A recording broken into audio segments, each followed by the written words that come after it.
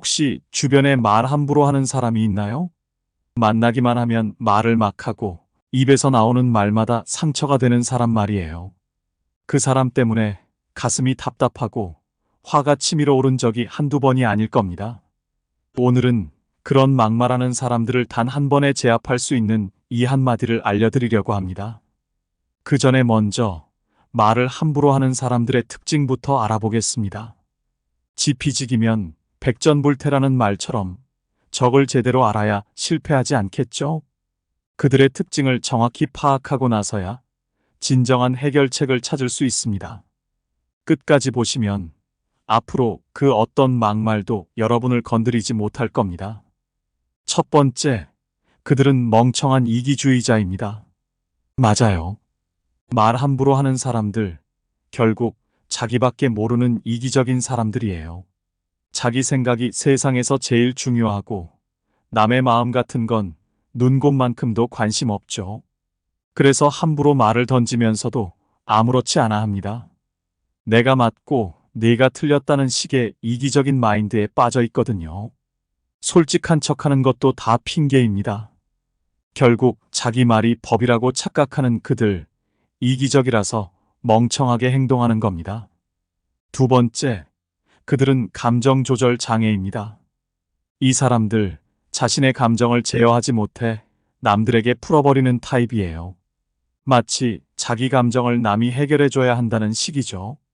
짜증나면 주변 사람에게 쏟아내고 스트레스 받으면 다들 눈치 좀 보라며 쏘아붙입니다. 그들의 공식은 이렇죠. 내 기분이 안 좋으니 네가 문제야. 감정 표현이 아니라 감정 폭발에 가깝습니다. 참을 줄 모르고 상대에게 막말하는 것. 그게 바로 이들의 특징입니다. 세 번째, 그들은 입에 칼을 물고 있습니다. 이 사람들은 대화를 칼처럼 사용해 상대를 찌르려 합니다. 큰 목소리, 거친 말투로 상대방을 제압하고 누군가 기가 죽는 모습을 보면서 은근한 쾌감을 느껴요. 그게 바로 그들이 추구하는 우월감이죠. 그 입에서 나오는 말은 상대의 마음을 베는 칼과 같아서 사람들을 상처 입히고 움츠러들게 만듭니다. 결국 그들은 말을 무기로 삼아 자신을 지키려 하는 겁니다. 불안한 마음을 감추기 위해 그저 날카로운 말을 쏟아내고 있을 뿐이죠. 이렇게 세 가지 특징으로 정리해 봤습니다. 이런 특징을 잘 이해하고 나면 그들과의 대화에서 우리가 어떻게 대응해야 할지 감이 오실 거예요. 이제 그들을 단번에 제압할 수 있는 이 한마디를 알려드릴 차례입니다. 앞으로 알려드릴 5가지 방법 중 단 하나만 실천해도 놀라운 변화를 경험하실 겁니다. 그렇다면 과연 그 강력한 한마디는 무엇일까요? 지금 바로 시작합니다. 첫 번째, 그 말에 반응하지 말고 다른 말을 하세요. 무시당하는 기분을 돌려주는 겁니다. 주희 씨는 얼마 전 친정에 다녀왔습니다. 오랜만에 가족들이 다 같이 모여 저녁을 먹는 자리였죠. 화기애애한 분위기 속에 웃음소리가 가득했지만 그러한 분위기는 형부의 한마디로 급격히 무거워졌습니다. 주희야, 너 그 나이 먹고 아직도 남자친구 하나 못 만드냐? 대체 뭐가 문제인 거야? 형부의 말투는 농담처럼 보였지만 그 속에는 날이 서 있었죠. 모두가 알 만큼 뻔히 보이는 무례함이었어요. 옆에 있던 언니도 형부를 힐끔 쳐다보았고 어머니는 애써 어색한 미소를 지었지만 그 말은 주희 씨의 가슴을 곧장 꿰뚫었습니다. 주희 씨의 속에서는 화가 머리끝까지 치밀어 올랐습니다. 형부가 그런 말 할 자격 있나요? 라며 따지고 싶은 마음이 굴뚝 같았죠. 하지만 주희 씨는 그 생각을 입 밖에 내지 않았습니다. 대신에 이번엔 다른 방식으로 대응하기로 했습니다. 주희 씨는 형부의 얼굴을 잠시 바라보다가 더 이상 그를 쳐다보지도 않았습니다. 오히려 시선을 돌려 맞은편에 앉아있던 조카 연우에게 밝은 미소를 지으며 말을 걸었죠. 연우야, 너 이번에 학교에서 뭐 했다고 했지? 그거 다시 한번 얘기해줘. 주희 씨는 형부의 공격적인 말을 그대로 흘려버리고 아예 다른 이야기로 대화의 방향을 틀어버렸습니다. 그 순간 형부의 얼굴에는 어색한 미소가 번졌고 고개를 살짝 돌리며 머쓱한 표정을 지었습니다. 대꾸를 기대하고 있던 형부에게는 예상치 못한 반응이었을 겁니다. 그 말을 받아주는 사람이 없으니 그저 웃음으로 상황을 수습하는 수밖에 없었던 거죠. 대화의 흐름은 곧장 조카 이야기로 넘어갔고 다른 가족들도 자연스럽게 그 대화에 동참했습니다. 형부의 말은 결국 아무 힘도 없이 그 자리에서 사라져버렸습니다. 이건 단순히 형부의 무례를 흘려넘긴 게 아닙니다. 시선을 돌려 다른 사람에게 집중한다는 것은 상대의 무례함을 인정하지 않겠다는 강력한 신호입니다. 당신의 말에 내가 흔들리지 않겠어라는 메시지를 전달하는 거죠. 형부는 주희 씨가 화를 내거나 반박하며 반응해 주기를 기대했을 것입니다. 그래야 자신의 우위를 더 확고히 느낄 수 있으니까요. 하지만 주희 씨는 그 기대를 산산이 부수어 버렸습니다. 반응하지 않는 것만으로 상대를 무기력하게 만드는 건 아주 통쾌한 전략입니다. 또한 시선을 돌리고 다른 대화로 이어가는 것은 대화의 주도권을 가져오는 효과를 냅니다. 주희 씨가 형부의 말에 휘둘리지 않고 곧바로 조카와의 대화를 시작한 것은 대화의 흐름을 다시 자기 손에 쥐겠다는 선언과도 같아요. 공격당한 사람이 도망가지 않고 오히려 새로운 방향으로 상황을 통제하려고 할 때 공격자는 더 이상 발붙일 곳이 없어지게 됩니다. 이는 심리적으로 자신이 상황을 통제하고 있다는 확신을 주며 상대방에게는 너의 공격은 실패했어라는 좌절감을 안겨줍니다.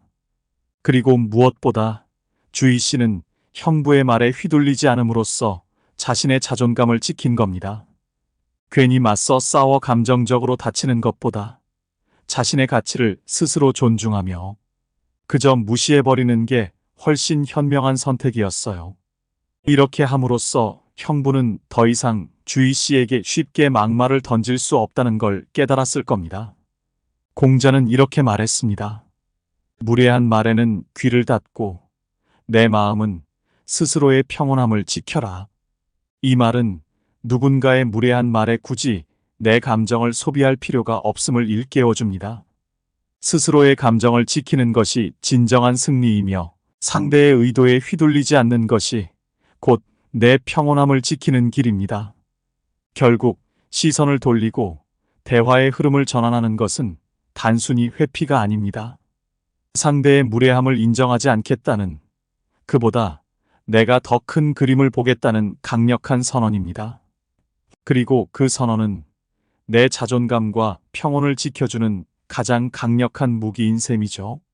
두 번째, 그 순간을 피하지 말고 강하게 선을 그으세요. 나를 지키는 것은 결국 내 몫입니다. 현우 씨는 퇴근 후 지친 몸을 이끌고 집에 돌아왔습니다. 하루 종일 힘든 업무를 마치고 이제는 조금쯤 쉬어가도 될 거라 생각했지만 서연 씨의 날카로운 목소리가 집안에 울려 퍼졌습니다. 여보, 우리 도대체 언제까지 이렇게 살아야 돼? 내 팔자가 왜 이 모양인지 모르겠어. 내가 대체 뭘 잘못해서 이렇게 무능한 남자랑 결혼했을까? 서연 씨의 말투는 그야말로 비수 같은 말들이었습니다. 단 한 번의 말로도 가슴을 휘젓기에 충분했죠. 현우 씨는 순간 할 말을 잃었습니다. 하루 종일 피곤한 몸을 이끌고 겨우 돌아왔는데 이런 말을 들어야 하다니.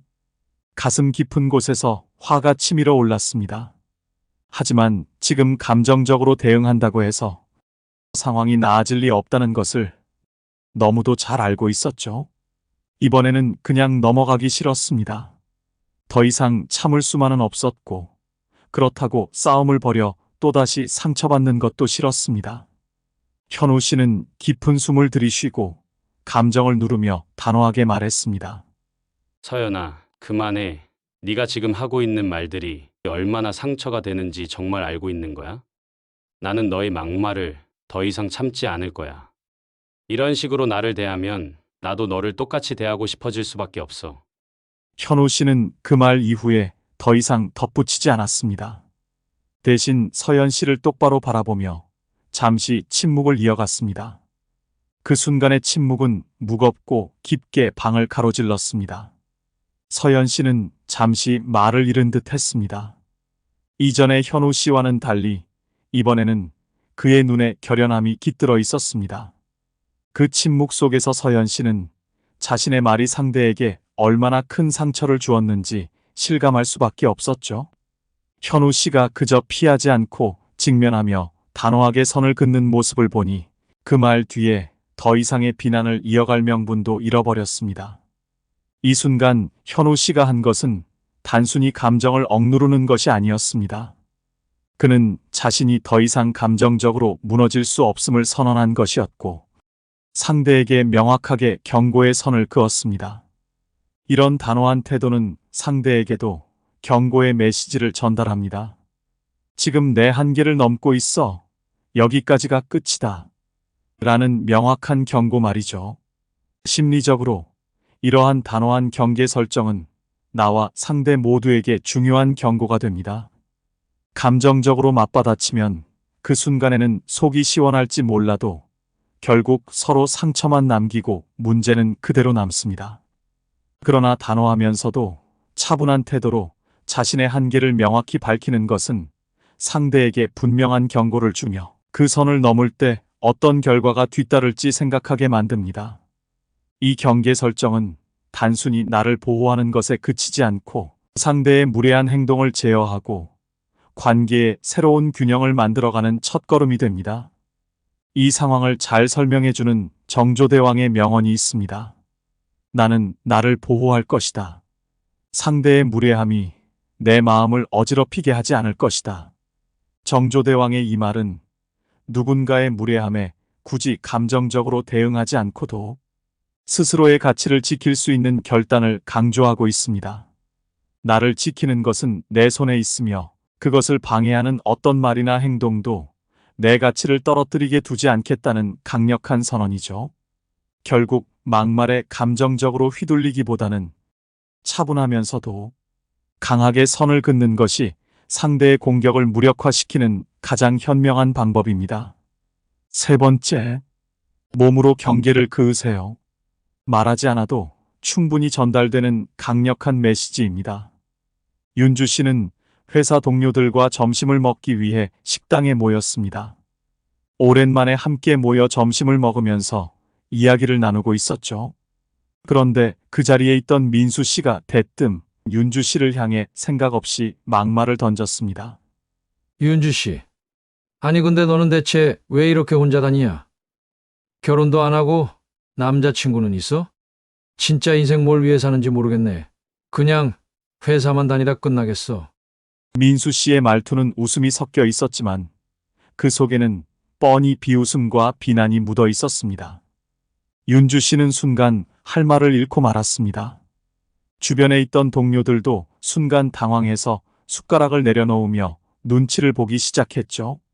민수 씨는 늘 사람들에게 이렇듯 생각 없이 말을 내뱉어 상대방을 곤란하게 만들곤 했습니다. 윤주 씨는 순간 화가 치밀어 올랐습니다.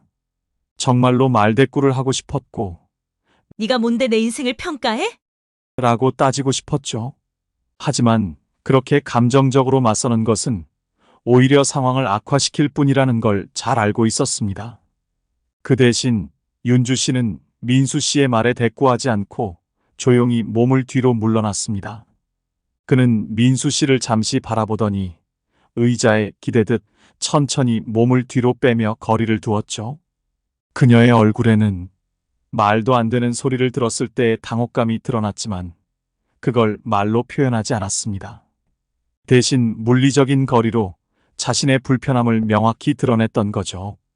그 순간의 그 작은 움직임은 그 자리의 분위기를 변화시켰습니다. 민수 씨는 윤주 씨가 아무런 반응도 하지 않고 그저 몸을 멀리 두며 물러서는 모습을 보며 당황한 듯 머뭇거렸습니다. 주위의 동료들도 윤주 씨가 몸으로 거리를 두는 것을 보고 민수 씨의 발언이 지나쳤음을 느꼈고 아무도 그 말에 웃거나 맞장구를 치지 않았습니다. 윤주 씨는 말하지 않았지만 몸짓 하나로 강력한 메시지를 전달한 셈이었습니다. 나는 내 말에 동의하지도 않고 너의 공격에 휘둘리지 않을 거야. 이 메시지는 너무나 명확하게 전해졌습니다. 말로 감정적으로 대응하지 않으면서도 자신의 의사를 분명히 표현한 것이죠. 심리학적으로도 물리적인 거리를 두는 행동은 상대방에게 명확한 경고 신호입니다. 그것은 내 말은 불쾌하고 나는 이 상황에서 물러서겠어라는 메시지를 전달하는 것입니다. 거리를 두는 제스처는 상대방에게 내가 공격의 대상이 될 생각이 없음을 알리고 그만큼의 경계를 설정하게 하는 매우 강력한 신호가 됩니다. 민수 씨는 윤주 씨가 예상과 달리 감정적인 반응을 보이지 않고 오히려 물리적으로 거리를 두는 모습을 보자 더 이상 말문을 잇지 못했습니다. 율곡이인은 이렇게 말했습니다. 침묵과 거리에는 말보다 더 강한 힘이 있다. 불필요한 말로 마음을 어지럽히기보다 침묵으로 거리를 설정하여 평온함을 지키라. 율곡이이의 이 말은 감정적인 상황에서 물러나고 거리를 두는 것이 얼마나 강력한 효과를 발휘하는지를 잘 보여줍니다. 상대방의 무례함에 말로 감정적으로 대응하는 대신 물리적인 거리를 설정하여 내 감정과 가치를 지키는 것. 그것이야말로 진정한 강함이고 상대를 무력화시키는 강력한 방법입니다. 네 번째, 이 한마디로 한 방을 날리세요. 그들은 두 번 다시 말을 함부로 하지 못할 것입니다. 혜진 씨는 오랜만에 친구들과 카페에서 모였습니다. 예전에는 이 친구들과의 모임이 가장 기다려지는 시간 중 하나였지만 요즘 들어 혜진 씨는 이 자리가 점점 부담스러워지고 있었습니다. 그날도 친구인 유미 씨가 혜진 씨에게 쏘아붙이기 시작했습니다. 혜진아, 너 진짜 그렇게 살면 안 돼. 직장도 그만두고 지금 뭐 하고 있는 건데. 너 그렇게 그냥 시간을 낭비하고 있으니까 일이 안 풀리는 거야. 내가 너라면 벌써 다시 회사 들어갔어. 넌 가만 보면 생각이 없는 것 같아. 유미 씨의 말은 혜진 씨의 모든 선택을 잘못된 것처럼 몰아붙이는 뉘앙스를 담고 있었습니다. 혜진 씨는 순간 숨이 턱 막히고 마음 한켠에서 불쾌한 감정이 쌓여가고 있음을 느꼈습니다. 다른 친구들도 그저 어색하게 미소 지으며 눈치를 보기 시작했죠. 평소 같았으면 혜진 씨는 어색하게 웃으며 그러게, 나도 좀 더 잘해야 하는데. 라고 말하며 넘어갔을 겁니다. 그러나 오늘만큼은 더 이상 참을 수 없었습니다. 혜진 씨는 잠시 깊은 숨을 들이쉬고 유미 씨를 똑바로 바라보았습니다. 그리고 차분하지만 단호한 목소리로 이렇게 말했습니다. 그건 네 생각이고, 나는 다르게 생각해. 유미 씨는 예상치 못한 혜진 씨의 반응에 당황한 듯 표정이 굳어졌습니다. 그 자리에 있던 다른 친구들도 숨소리마저 조용해졌죠.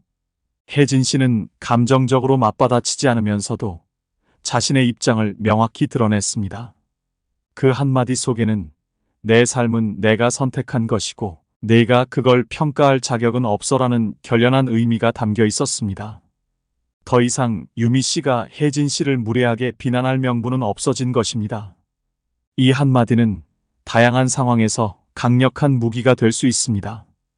가족 모임에서 결혼 압박을 받을 때 그건 엄마 생각이고 나는 다르게 생각해라고 말하면 내 입장을 존중하게 만들 수 있습니다. 직장에서 상사가 내 아이디어를 무시할 때도 그건 상사님의 생각이고 저는 제 방식을 믿습니다라고 대응할 수 있죠. 심지어 누군가의 비꼬는 충고나 무례한 비난에도 똑같이 사용할 수 있습니다. 이 한마디는 상대의 비난을 단칼에 끊어내면서도 나 자신을 지킬 수 있는 강력한 방패 역할을 합니다. 혜진 씨가 던진 이 한마디에는 단순한 대꾸 이상의 힘이 담겨 있었습니다. 상대방이 뭐라 하든 흔들리지 않고 자신의 가치를 굳건히 지키겠다는 선언이었죠. 유미 씨는 혜진 씨가 평소처럼 넘어갈 줄 알고 있었다가 예상치 못한 단호한 반응에 더 이상 말을 잇지 못했습니다. 다른 친구들도 혜진 씨의 태도를 보고 이 상황을 다시 바라보기 시작했습니다. 이 한마디는 여기까지다라는 선을 그어주는 신호입니다. 상대가 내 인생을 평가하고 비난하려고 할 때 그 평가를 그대로 받아들이지 않겠다고 선언하는 것. 그것이야말로 진정한 강함입니다. 누군가가 무례하게 나를 깎아내리려 할 때 그들의 기대대로 감정적으로 반응하지 않고 차분하면서도 단호하게 그건 내 생각일 뿐이야 라고 말할 수 있다면 그들은 더 이상 쉽게 나를 건드리지 못할 것입니다. 말 한마디로 상대의 입을 막고 내 인생의 주도권을 다시 손에 쥐는 것. 그것이야말로 진정한 승리입니다. 율곡이인은 이렇게 말했습니다. 나는 다른 이의 생각에 묶이지 않고 스스로의 길을 걸어갈 것이다. 상대의 무례함에 흔들리지 않고 내 가치를 지키며 나아가는 것. 그것이야말로 우리가 지켜야 할 진정한 자기 존엄입니다. 5번째, 연을 끊으세요. 그들은 변하지 않습니다. 피하는 것이 상책입니다. 세영 씨는 오랜만에 부모님의 집에서 가족들이 모이는 자리에 참석했습니다. 부모님을 비롯해 형제자매들과 친척들이 모인 자리였죠. 예전에는 이렇게 모두 모이면 웃음꽃이 피던 행복한 시간이었지만 어느 순간부터 세영 씨는 이 자리를 피하고 싶었습니다. 특히나 고모인 숙자 씨가 할 때마다 가슴에 깊은 상처를 남기는 막말 때문이었죠. 세영아, 너 아직도 그 조그만 회사 다니면서 뭘 기대하는 거야? 거기서 대체 얼마나 벌겠다고 그러니? 그 나이 먹고 아직 결혼도 못하고. 이 인생 진짜 답답하다, 답답해. 숙자 씨의 말은 늘 이렇게 가슴을 후벼 파듯이 들리곤 했습니다. 매번 가족들이 모이면 똑같은 비난과 불필요한 조언이 반복되었습니다. 세영 씨는 그 자리에서 불편한 마음을 누르며 억지 미소를 지어야 했고 그때마다 마음 한구석에 쌓이는 상처는 깊어져만 갔습니다. 이전 같았으면 그냥 참고 넘겼을지도 모릅니다. 그러게요. 제가 좀 부족해서요. 라며 자조 섞인 말로 마무리하고 마음속에 쌓이는 분노와 슬픔을 억누르며 혼자서 버텨왔겠죠. 하지만 오늘은 달랐습니다. 세영 씨는 깨달았습니다. 더 이상 이 관계를 유지할 이유가 없다는 것을. 막말을 일삼는 사람은 변하지 않습니다. 그들은 내 인생을 존중하지 않고 반복적으로 나를 깎아내리며 내 자존감을 흔들려고 합니다. 내가 아무리 노력해도 그들의 말과 행동이 바뀔 가능성은 거의 없습니다. 그렇다면 선택은 하나뿐입니다. 그들과의 관계를 끊는 것. 끊을 수 없는 관계라면 피하는 것이 상책입니다. 세영 씨는 이번에 처음으로 결심을 굳혔습니다. 숙자 씨가 또다시 막말을 쏟아내는 순간 그녀는 그냥 그 자리를 조용히 떠났습니다. 말 한마디 하지 않고 더 이상 그 말에 반응하지 않고 그 관계를 그대로 내려놓기로 한 겁니다. 가족이라고 해서, 친구라고 해서 나를 지속적으로 깎아내리는 관계를 굳이 유지할 필요는 없습니다. 상대가 나를 존중하지 않는다면 나 또한 그들을 내 삶에서 존중하지 않아도 됩니다. 막말하는 사람들은 변하지 않습니다. 직장 동료나 상사라면 현실적으로 연을 끊기는 어렵겠지만 가능한 한 그들과의 접촉을 최소화하고 피하는 것이 답입니다. 친구라면, 가족이라면, 그저 사회적 인연이라면 끊으세요. 그들은 당신의 자존감과 평화를 빼앗아가며 당신의 인생을 계속해서 평가하고 비난할 뿐입니다. 당신은 그런 평가를 받을 이유가 없습니다. 다산 정약용은 이렇게 말했습니다. 나를 귀하게 여겨주지 않는 사람에게 내 마음을 내어줄 필요는 없다. 이 말은 나를 소중히 여기지 않는 이들에게 굳이 내 에너지를 쏟거나 그들의 평가에 상처받을 필요가 없다는 의미입니다. 막말을 하는 사람들에게 계속해서 상처받고 자존감을 잃어가는 것보다 그 관계를 내려놓고 나를 소중히 여기며 살기 위해 그들을 멀리하는 것이 더 나은 선택입니다. 오늘 말씀드린 5가지 대처법 중 하나라도 꼭 시도해 보세요. 여러분의 삶은 여러분만의 것이며 그 누구도 함부로 평가하거나 깎아내릴 권리는 없습니다. 여러분은 그 자체로 충분히 소중합니다. 혹시 여러분도 비슷한 상황을 겪으셨다면 댓글로 사연을 나눠주세요. 많은 분들께 큰 도움이 될 것입니다. 이 영상이 필요한 분들께 공유해 주시고 구독과 좋아요로 저를 응원해 주세요. 여러분과의 소중한 연결이 저에게 큰 힘이 됩니다. 오늘도 여러분의 행복을 빕니다. 이상으로 행복 주문서였습니다.